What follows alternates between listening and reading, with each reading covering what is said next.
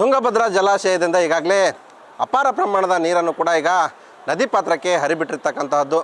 ನದಿ ಪಾತ್ರಕ್ಕೆ ಹರಿಬಿಟ್ಟ ಹಿನ್ನೆಲೆಯಲ್ಲಿ ಈಗಾಗಲೇ ವಿಜಯನಗರ ಜಿಲ್ಲೆಯ ಹೊಸಪೇಟೆ ತಾಲೂಕಿನ ಐತಿಹಾಸಿಕ ಸ್ಥಳವಾಗಿರ್ತಕ್ಕಂಥ ಹಂಪಿಯಲ್ಲಿ ಈಗ ಕೆಲವೊಂದು ಸ್ಮಾರಕಗಳು ಕೂಡ ಮುಳುಗಡೆ ಆಗಿರ್ತಕ್ಕಂಥದ್ದು.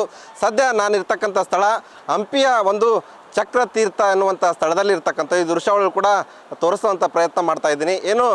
ಅಪಾರ ಪ್ರಮಾಣದಲ್ಲಿ 22 ಗೇಟ್ಗಳನ್ನು ತೆರೆದು ಈಗಾಗಲೇ ನದಿ ಪಾತ್ರಕ್ಕೂ ಕೂಡ ನೀರನ್ನು ತುಂಗಭದ್ರಾ ಜಲಾಶಯ ಮಂಡಳಿ ಹರಿಬಿಟ್ಟಿರ್ತಕ್ಕಂಥದ್ದು. ಆ ಹಿನ್ನೆಲೆಯಲ್ಲಿ ಈಗಾಗಲೇ ರಭಸವಾಗಿ ಈಗ ನದಿ ಪಾತ್ರದಲ್ಲಿ ಕೂಡ ನೀರು ಹರಿತಾ ಇರ್ತಕ್ಕಂಥದ್ದು. ಇನ್ನು ಈ ಪ್ಲೇಸ್ ಏನಿದೆ ಹಂಪಿಗೆ ಪ್ರತಿನಿತ್ಯವೂ ಕೂಡ ದೇಶ ಸೇರಿದಂತೆ ವಿದೇಶಗಳಿಂದ ಕೂಡ ಸಾಕಷ್ಟು ಪ್ರವಾಸಿಗರು ಕೂಡ ಆಗಮಿಸ್ತಾರೆ. ಆ ಒಂದು ಹಿನ್ನೆಲೆಯಲ್ಲಿ ಇವತ್ತು ಈ ರಾಮ ಲಕ್ಷ್ಮಣ ಟೆಂಪಲ್ ಆಗಿರಬಹುದು ಮತ್ತು ಯಂತ್ರೋದ್ಧಾರಕ ಸೂರ್ಯನಾರಾಯಣ ಟೆಂಪಲ್ಗಳು ಕೂಡ ಭೇಟಿಯನ್ನು ನೀಡ್ತಾರೆ. ಆದರೆ ಈಗ ಪ್ರಮುಖವಾಗಿ ಈಗ ನೋಡ್ತಾ ಇರ್ತಕ್ಕಂಥ ದೃಶ್ಯಾವಳಿಯಲ್ಲಿ ನೋಡ್ತಾ ಇರ್ತಕ್ಕಂಥದ್ದು ರಾಮ ಲಕ್ಷ್ಮಣ ಟೆಂಪಲ್. ಈ ಒಂದು ಸ್ಥಳದಲ್ಲಿ ಈಗ ನೀರು ಸಂಪೂರ್ಣವಾಗಿ ಬಂದು ನಿಂತಿರೋದ್ರಿಂದ ಒಂದು ಮಾರ್ಗವು ಕೂಡ ಬಂದಾಗಿದೆ ಅಂತಲೇ ಹೇಳ್ಬೋದು. ಇನ್ನು ಕೆಲವೊಂದಿಷ್ಟು ಪ್ರವಾಸಿಗರು ಕೂಡ ಈ ಮಾರ್ಗ ಬಂದಾದರೂ ಕೂಡ ನೀರಿನಲ್ಲೇ ಹೋಗುವಂಥ ಪರಿಸ್ಥಿತಿ ಕೂಡ ಇಲ್ಲಿ ನಿರ್ಮಾಣ ಆಗಿರ್ತಕ್ಕಂಥದ್ದು.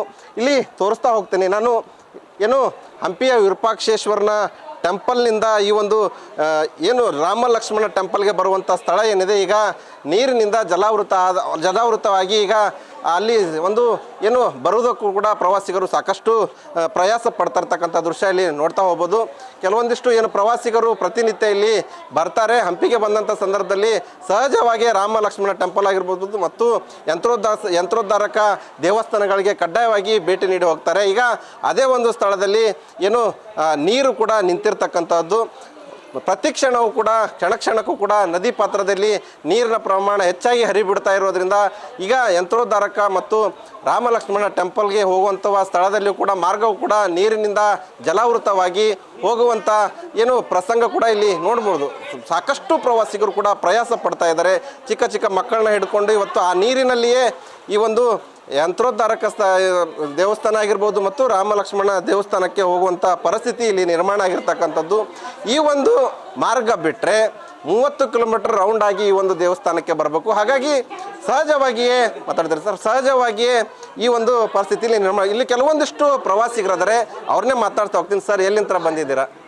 So we have come from this road to that Virupaksha temple and then there is a way, the mud road. हम मड रोड से आ सकते हैं और क्या बोलते हैं उसके बाद कार वहाँ पार्क करके walkable distance there are stairs where we can come and it's a nice view. Which place to come this? Okay, we have come from Hyderabad. How that feels, sir? Yeah, it is a nice city, very historical city, very nice scenic beauty for all the photos and all. It's very nice. So we liked it actually, Hampi, very much. ಇದಿಷ್ಟು ಇಲ್ಲಿಗೆ ಬಂದಂಥ ಪ್ರವಾಸಿಗರು ಹೇಳ್ತಾ ಇರ್ತಕ್ಕಂಥದ್ದು.